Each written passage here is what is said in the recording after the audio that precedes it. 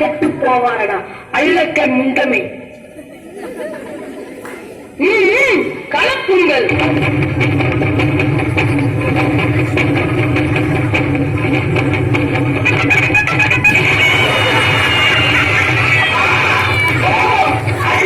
மன்னிக்க வேண்டும் அண்ணா.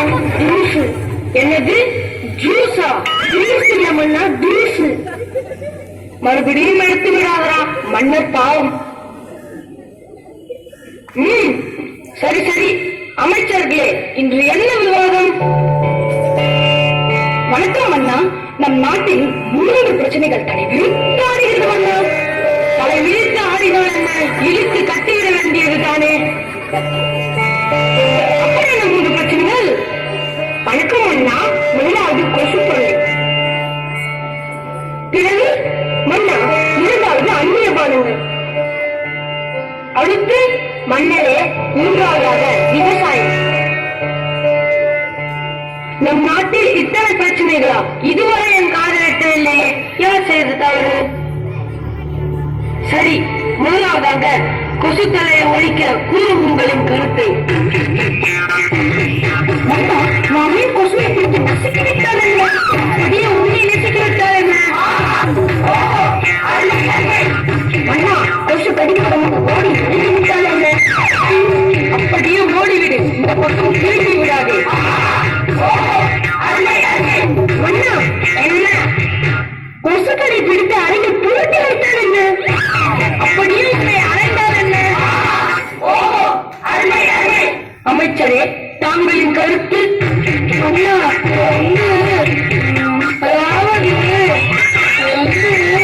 என்ன அமைச்சரே, என்று துணிவாடுகிறாயா? உட்காரும் மங்குலி அமைச்சரே, நிறுத்துங்கடா லகட பாண்டியா. அமைச்சர்களே, கொசுக்களை ஒழிப்பதற்கு வழி கேட்டால் வளர்ப்பதற்கு வழி சொல்லுகிறீர்கள். யாருங்க யாருங்க? வணக்கம் அண்ணா. நம் நாட்டு அவைப்புலவரை அழைத்து வாருங்கள். ஆகட்டும் அண்ணா.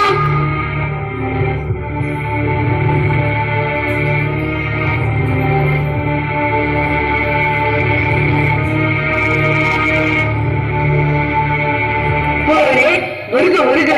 வணக்கம் அண்ணா. தாங்கள் அழைப்பதன் நோக்கம்? புலவரே, நம் நாட்டில் கொசு தொல்லை அதிகமாக இருக்கிறது. அதை ஒழிப்பதற்கு கூறும் உங்களின் கருத்தை. மன்னா, முதலாவதாக வீட்டின் அருகாமையில் குப்பை கொட்டாமல் இருக்க வேண்டும். 2வதாக வீட்டை சுற்றி தண்ணீர் செல்லாமல் பார்த்துக் கொள்ள வேண்டும். 3வதாக நீர் தொட்டிகளை சுத்தமாக வைத்துக் கொள்ள வேண்டும்.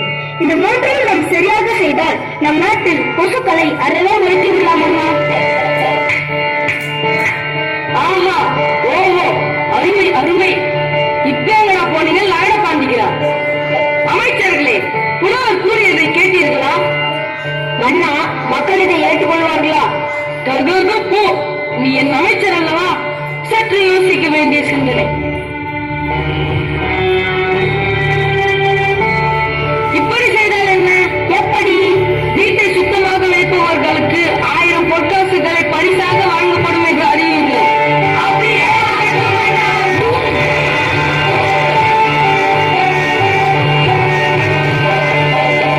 அண்ணா அண்ணா,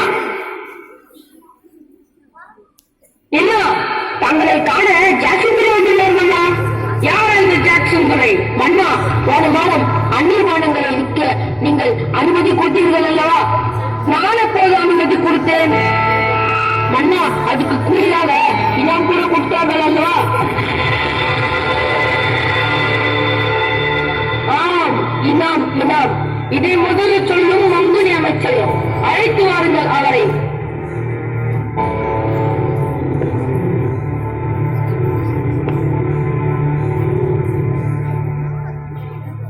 வாருங்கள் வாருங்கள். தாங்கள் வந்ததின் நோக்கம்? மன்னா, உங்கள் நாட்டில் எங்கள் பானங்களை விற்பனை செய்ய கூடுதலாக அனுமதி செய்யப்பட வேண்டும் மன்னா. அதற்கென்ன, நீங்கள் எதை வேண்டுமானாலும் விற்றுக் கொள்ளலாம். ஆனால் எனக்கு தேவை இனாம் இனாம். ஆம், இனாம் இனாம். மிக்க நன்றி மன்னா.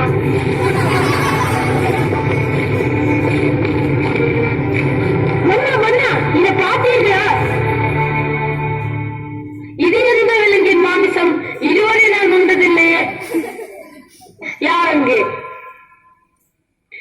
மதிய உணவை சேர்த்துக் கொள்ளுங்கள். மன்னா சற்று பொருங்கள், இது ஒன்றும் விளைவின் மாமிசம் அல்ல. அக்கமலா கட்சி குடிப்பதால் கெட்டு போன மனித உடல் ஊற்றுவது. அப்படியா? நம் ஆட்சியில் இது போன்ற தவறா? ஆப்பண்ணா, தாங்கள் இனவுக்கு ஆசைப்பட்டதால் வந்த விளைவு கொண்டா? அமைச்சர்களே, இதை விரைவில் தடை செய்ய வழிகள் தான் என்ன? ஒன்றை இலவசமாக தந்தால் என்ன? அதோடு உண்மையும் இலவசமாக தந்தால் என்ன?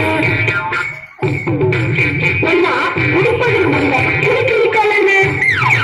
அப்படியே உன்னை எரித்து விட்டால் என்ன? நம் நாட்டில் கழித்து விட்டால் என்ன?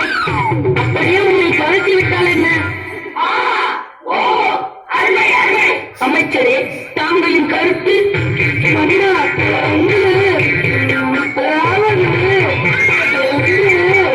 ஆஹா, இங்கே வாரும் அமைச்சரே. எப்பொழுது பார்த்தாலும் வந்து வந்து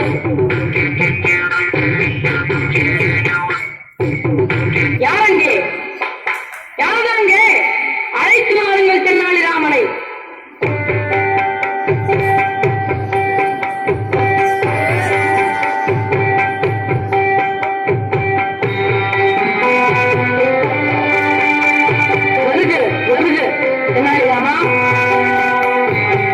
வணக்கம் மன்னா, தாங்கள் என்னை அழைத்ததன் நோக்கம்? தென்னாலிராமா, நம் நாட்டில் அந்நிய பானங்களை விற்பனை செய்ததால் மக்கள் அதை குடித்து குடித்து அவர்களுடைய உடல் உறுப்புகள் கெட்டுப் போகிறது.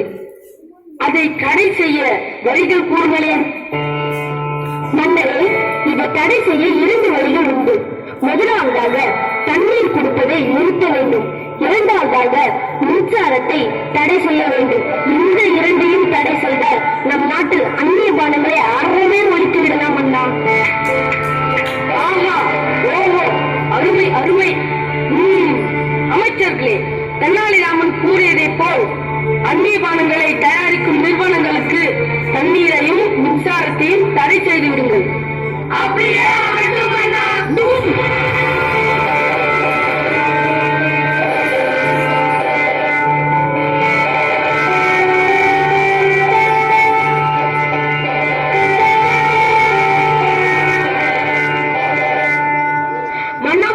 நம் நாட்டில் மழை பெய்தால் எல்லாம் மழை உங்களுக்கே வழி இல்லாமல் தவிக்கின்றோம் அண்ணா.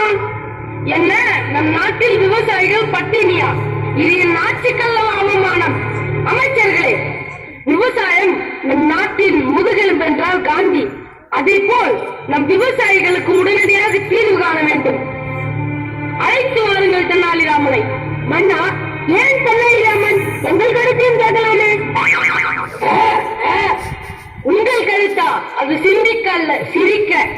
அப்படி என்ன தென்னாலிராமனுக்கு புலமை? மன்னரிடமே கேள்வி கேட்கிறாயா? ஏன் நமக்குள் வாழம்? தென்னாலிராமனிடம் 10 கேள்விகள் கேட்போம். அதற்கு விடைகள் சரியாக கூறிவிட்டால் அவரே அறிவில் சிறந்தவர் என்று ஏற்றுக்கொள்ளலாமா? அப்படியே அழைத்து வாருங்கள் தென்னாலிராமனை.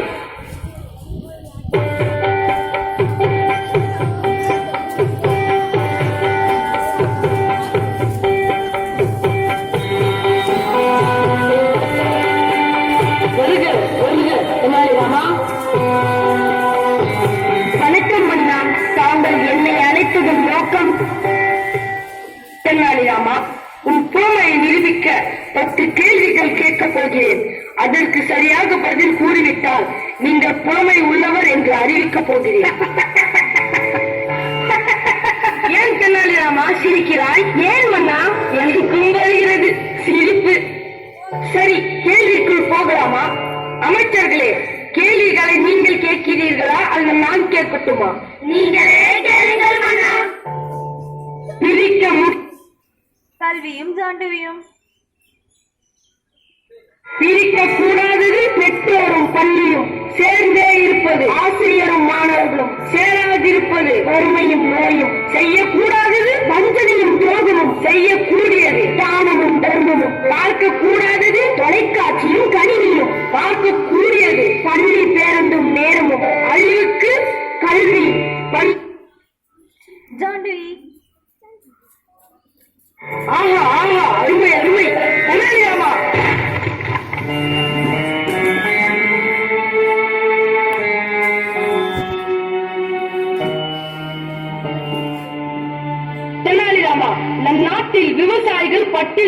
வாடுகிறார்கள். அதை போக்க ஏதாவது வழிகள் கூறுங்களேன். மன்னரே, விவசாயிகள் மிக முக்கியமானவர்கள். அவர்களை பாதுகாக்க பல வழிகள் உள்ளன. 1. நிலத்தடி நீரை பாதுகாத்தல் வேண்டும். 2. ஏரி குளங்களை பராமரிக்க வேண்டும். 3. கடன்களை உடனடியாக ரத்து செய்ய வேண்டும். 4. விவசாயிகள் உற்பத்தி செய்யும் பொருட்களை அவர்களே விலை நிர்ணயம் செய்ய வேண்டும். 5. மின்சாரம் இலவசமாக வழங்க வேண்டும். 6. படித்தவர்கள் விவசாயத்தில் ஈடுபட வேண்டும். இதை செய்தால் விவசாயமும் விவசாயிகளின் வாழ்வு செழிக்கும். மன்னா. ஆகட்டும் தென்னாலிராமா. அமைச்சர்களே, தென்னாலிராமன் கூறியதை போல் விவசாயிகளுக்கு அத்தனையும்